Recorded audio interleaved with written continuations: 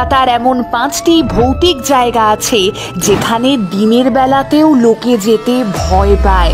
আমাদের প্রিয় শহর কলকাতার আনাচে কানাচে লুকিয়ে রয়েছে অনেক রহস্য, অনেক ভয়। আসুন আজ আমরা তবে শহর কলকাতার সেই সব ভুতুড়ে জায়গাগুলো থেকে একবার ঘুরেই আসি, জেনে নিই তেনাদের কথা। তাহলে শুরু থেকে শুরু করি, তাই জানতে থাকো, জানাতে থাকো। প্রথমেই বলবো ন্যাশনাল লাইব্রেরির কথা। ব্রিটিশ আমলে গভর্নর জেনারেলের বাসভবন ছিল আজকের national library. Governor general Charles মেটকাফের স্ত্রী লেডি মেটকাফ ছিলেন একজন সূচিবাইগ্রস্ত মহিলা। বেঁচে থাকাকালীনই তিনি সারাক্ষণ পরিচ্ছন্নতা নিয়ে ব্যস্ত থাকতেন, আর আজও নাকি তার আত্মা এই ন্যাশনাল লাইব্রেরিতেই ঘুরে বেড়ায়। গ্রন্থাগারের বই এবং বইয়ের তাকের আশেপাশে নাকি তাকে ঘুরে বেড়াতে দেখা যায়। অনেকেরই বিশ্বাস তিনি নাকি বই আর বইয়ের তাক সারা রাত ধরে পরিষ্কার করেন। ঠিক এমনটাই দাবি করেছিলেন ন্যাশনাল লাইব্রেরির একজন প্রহরী। এই প্রাচীন লাইব্রেরির দুর্নাম রয়েছে ভুতুড়ে কার্যকলাপের জন্যে।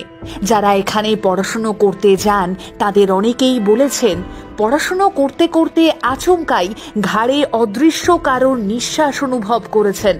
লাইব্রেরির বল ডান্সের ফ্লোর থেকে ভেসে আসে কনসার্টের সুর। স্তব্ধ দুপুরে অনেকেই শুনেছেন অশরীরীর পদচারণার শব্দ।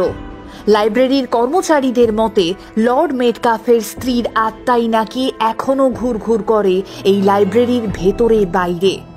আলিপুরে অবস্থিত এই ভবনটিতে আগে ছিল ইস্ট ইন্ডিয়া কোম্পানির প্রথম গভর্নর জেনারেল ওয়ারেন হেস্টিংসের বাস। কিংবদন্তি মতে আজও তিনি এই ভবনেই বিরাজমান। রাতের বেলায় যখন চারপাশে ঘুটঘুটে অন্ধকার নামে, ঠিক সেই সময় অনেকেই তাকে ভবনের বিভিন্ন স্থানে ঘোরাফেরা করতে দেখেছেন। আবার দিনের বেলাতে লাইব্রেরি খুললে বিভিন্ন চেয়ার টেবিল এদিক ওদিক হওয়ার নজিরও রয়েছে। Royal Calcutta turf club.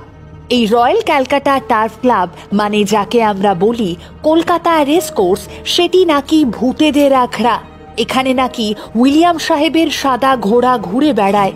এবারে প্রশ্ন উঠতেই পারে, রেসকোর্সে ঘোড়া থাকবে, সেটাই তো স্বাভাবিক। হ্যাঁ স্বাভাবিক, তবে সমস্যাটা হলো সেই ঘোড়ার বয়স কয়েকশো বছর, আর সেটা রক্তমাংসের নয়, অশরীরী। কথিত আছে জর্জ উইলিয়াম নামে এক ইংরেজের প্রাইড নামে একটি সাদা ঘোড়া ছিল। প্রিয় সাদা ঘোড়া এবং রেস নিয়ে মগ্ন থাকতেন তিনি।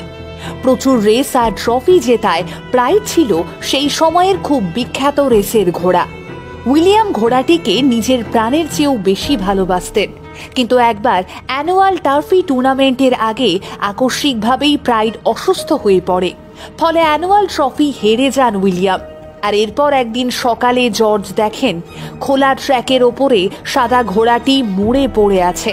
প্রাইডের শোকে উইলিয়ামও আর খুব বেশি দিন বাঁচেননি। সেই প্রাইড আর উইলিয়ামকে নাকি আজও দেখা যায়। কলকাতার বিখ্যাত হেস্টিংস কলেজ অতীতে বেলভেডের এস্টেট নামে পরিচিত ছিল। এটি ছিল ব্রিটিশ গভর্নর জেনারেল উইলিয়াম হেস্টিংসের বাসভবন। কথিত আছে কলেজের ছাত্রাবাসের কর্মী এবং ছাত্রীরা প্রায়ই একজন ব্রিটিশ পুরুষকে কলেজের প্রাঙ্গণে প্রবেশ করতে দেখেন। তারপর সেখানে তিনি দৌড়তে থাকেন। তিনি আর কেউ নন, স্বয়ং হেস্টিংস সাহেব। আবার কয়েক বছর আগে এই মাঠেই ফুটবল খেলতে গিয়ে এক যুবকের অস্বাভাবিক মৃত্যু হয়েছিল। তাই অনেকেই বলেন যে মাঝে মধ্যে এই ছেলেটিকেও এদিক ওদিক দৌড়তে দেখা যায়। পার্ক স্ট্রিট গোরস্থান। এই কবরস্থান 1767 সালে নির্মিত হয়।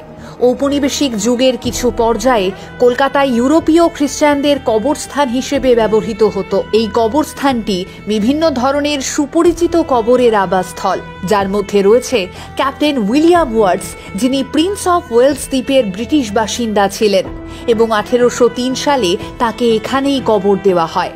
আরেকটি মহান কবর হল কর্নেল উইলিয়াম কার্কপ্যাট্রিকের, যিনি মহীশূরের ব্রিটিশ বাসিন্দা ছিলেন এবং পরবর্তীতে 1805 সালে তাকে এখানেই সমাধিস্থ করা হয়। এই কবরস্থানটি একজন শ্বেতাঙ্গ মহিলার ভূত দ্বারাই প্রথমে ভুতুড়ে বলে মনে করা হয়েছিল। একজন ব্রিটিশ অফিসারের স্ত্রী বলেই তাকে ধরা হয়। আশেপাশের গল্প অনুসারে তার স্বামী একবার যুদ্ধে নিহত হওয়ার পর তিনি ক্ষতিগ্রস্ত করোনারি হার্টে মারা যান, আর তারপর থেকেই তার ভূত রাতে কবরস্থানে ঘোরাঘুরি করে, তার স্বামীর কবরের সন্ধান করে।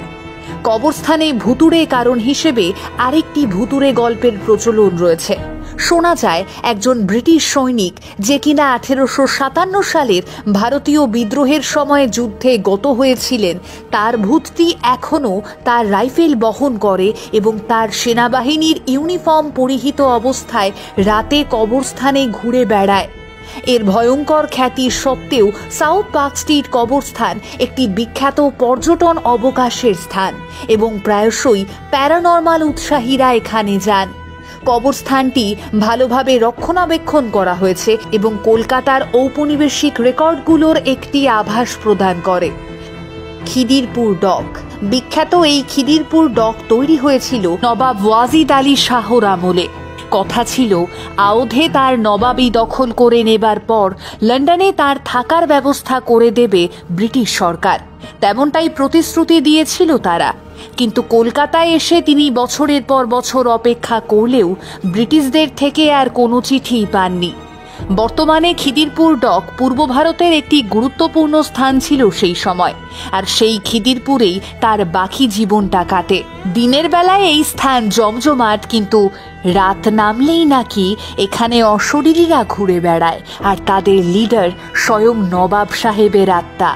লোকে বলে ব্রিটিশদের বিশ্বাসঘাতকতার প্রতিশোধ না নিলে তার আত্মা নাকি শান্তি পাবে না। এমনকি এই স্থানে যে সমস্ত সৈন্য এবং নাবিকরা মারা গিয়েছেন তারাও নাকি এখানে রাতের বেলাতে ঘুরে বেড়ান, এমনটাই দাবি করেছেন অনেক প্রত্যক্ষদর্শী। এই 5টি জায়গা ছাড়াও আরও বহু জায়গার নামও শোনা যায়, যেমন পুতুলবাড়ি, রবীন্দ্র সরোবর মেট্রো, মল্লিক ঘাট ইত্যাদি। আর মানুষের মুখে প্রচলিত কলকাতার এই 5টি ভুতুড়ে জায়গার গল্প শুনে আপনার ঠিক কেমন লাগলো অবশ্যই জানাবেন। আর হ্যাঁ, এই জায়গাগুলোতে বা আরও অন্য কোনো জায়গায় যদি আপনাদেরও কোনো ভুতুড়ে অভিজ্ঞতা থেকে থাকে তা কমেন্ট বক্সে জানাতে ভুলবেন না।